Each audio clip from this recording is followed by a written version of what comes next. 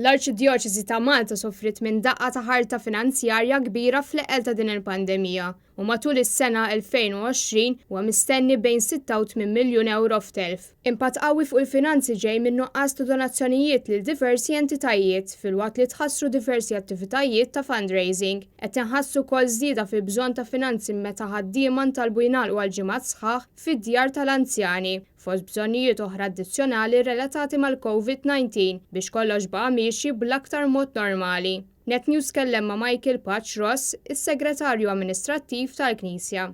Il-COVID kellu impatt qawwi sever fuq il-finanzi tagħna għal din is-sena għaliex is-surplus li għamilna s-sena l-oħra sparixxa u mhux hekk biss kellna wkoll nirrikorru għal surpluses tal-passat biex inkomplu nsostnu l-operat tagħna, l-missjoni tagħna pastorali fid-diversi aspetti fid-djar tal-anzjani tagħna, fid-djar tat-tfal tagħna, fid-djar tal-Providenza u f'oqsma oħra.